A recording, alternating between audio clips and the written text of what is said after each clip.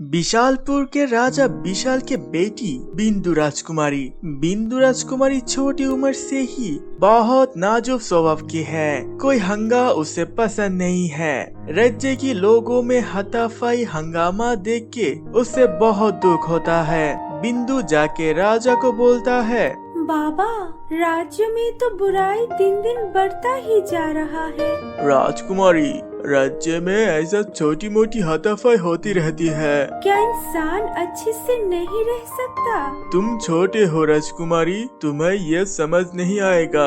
जाओ, तुम खेलने जाओ। बिंदु राजकुमारी वहाँ से चला जाता है। पर जैसे दिन गुजरता रहा, लोगों के लिए उसके मन में बुरा ख्याल और बढ़ जाता है। ऐसे ही चलता रहा। 10 सालों की बात। बिंदु राजकुमारी अब बहुत बड़ा हो गया है। उनमें समझ आया है, वो हमेशा चिंता में रहता है। राज्य से भी कभी बाहर नहीं जाता है। अचानक एक दिन वो एक चीख सुनता है। वो दौड़ के जाके देखता है, राजा और रानी झगड़ रहे हैं। तुम्हारे जैसे राजा के साथ मैंने 20 साल बिताए हैं। मेरे जगह और कोई होता तो तुम्हारे साथ एक दिन भी नहीं बिताता। ये बात है, मैं इस राज्य का राजा हूँ। मेरे लिए कितने लोग पागल थे, पर मैंने तुमसे शादी किया। ऐसे नहीं किया। मेरे बाबा सौंदरगढ़ के राजा हैं। मैं भी राजकुमारी थी। मेरे बाबा के राज्य को अपना बनाने के लिए मुझसे शादी किया तुमने। इतना बड़ा अपाबाद। मैं कल ही अपने बाबा के घर चली जाऊंगी। दूर से बिंदु ये सब देख के चला जाता है और मन में सोचता है, मेरे बाबा इस राज्य के राजा है, पर वो अपने घर का समस्या सुलझाने के लिए ही काबिल नहीं है।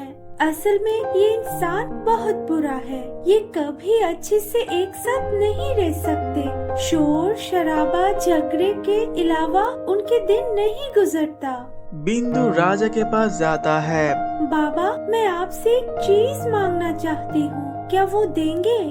मैं इस राज्य का राजा हूँ और तुम मेरे इकलौती बेटी हो।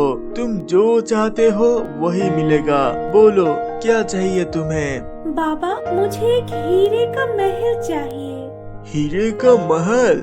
उससे क्या होगा? जी बाबा, इस राज्य से बाहर इलाके में मुझे एक हीरे का महल बना के दीजिए और उस महल में कोई इंसान नहीं रहना चाहिए। इंसान के अलावा वहाँ पर काम कौन करेगा? सारी सैन्य भी हीरे का होंगे और उस महल के आसपास भी इंसान का कोई चहल पहल नहीं होगा। पर तुम्हें अकेला रहने में डर नहीं लगेगा राजकुमारी? नहीं बाबा, मुझे तो इन इंसानों से डर लगते हैं और इसलिए मैं इंसानों से दूर रहना चाहती हूँ। मैं तुम्हें एक हीरे का महल बना दे सकती हूँ, पर इस हीरे का महल में तुम्हें एक नियम मान के रहना पड़ेगा। वो क्या है बाबा? अगर कभी तुम्हारे मन में इंसानों के लिए ममता जन्मे तो तुम ये हीरे का महल का अस्तित्व मिट जाएगा और तुम इंसानों के राज्य में लौट आओगे। ठीक है बाबा, मैं इंसानों को देख भी नहीं सकता। मैं भी इंसान हूँ, पर उनके जैसे ऐसे विदकुट नहीं हूँ और ये सब मुझे पसंद भी नहीं है।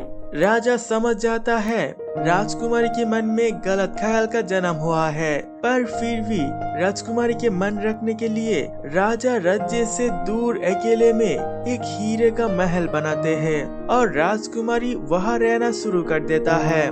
वहाँ पर सब था, हीरे का प्रहरी, सन्ना, सांप। पूरा महल घूम के राजकुमारी बोलता है, एकदम मेरे इच्छा स्वरूप हुआ है। कितनी शांति है यहाँ, कहीं कोई परेशानी नहीं है। राजकुमारी हीरो का प्रहरी को बुलाता है।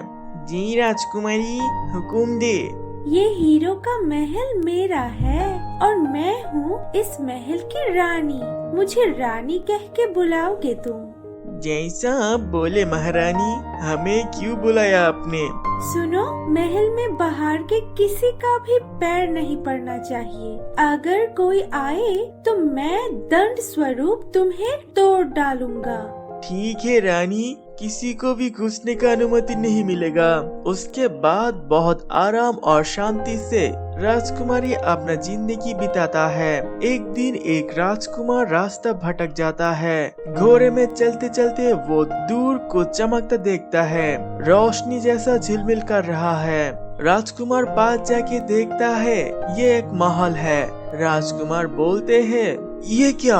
हीरो का महल बहुत खूबसूरत है, पर मैंने तो कभी नहीं सुना इस महल के बारे में। कितनी खूबसूरत है, किसने बनाया है और कौन रहता है इधर? जाके देखता हो।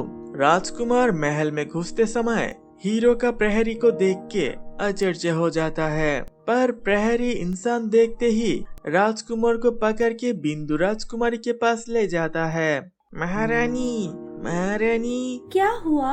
ये लड़का राज्य के आसपास भटक रहा था, इसीलिए पकड़ के ले आया। राजकुमार बिंदु को देख के आश्चर्य के साथ बोलता है, इतना खूबसूरत रानी, इस महल की तरह ही खूबसूरत है इसका रानी। बात ना घुमा के बोलो, कौन हो तुम? मैं सिंधुगढ़ का राजकुमार एलिस हूँ। तुम इधर क्यों आए हो? क्या चाहिए?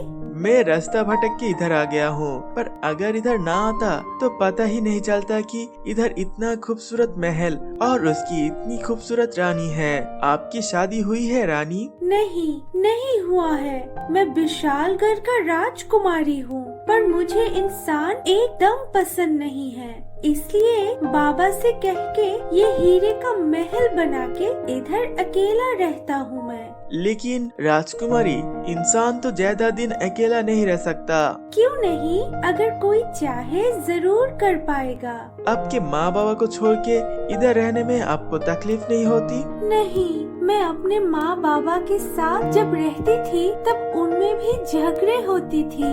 वो सब देख के मुझे एकदम अच्छा नहीं लगता था, इसलिए मैंने ठीक किया कि मैं कभी शादी नहीं करूँगी। अगर मैं आपके मन में इंसानों के लिए ममता सृष्टि कर दिया तो? कभी नहीं होगा, मुझे इंसान अच्छा नहीं लगता।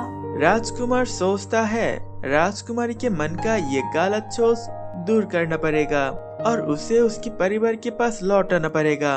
उसके बाद राजकुमार बड़े चालाकी से बोलता है, मैंने कभी भी हीरो का महल नहीं देखा, क्या मैं आपके साथ इस महल में एक हफ्ता बिता सकती हूँ? एक हफ्ता? क्या आप अपनी हीरो का महल दिखाएंगे और आपका राज्य? ठीक है, पर एक हफ्ते बाद आपको चला जाना पड़ेगा।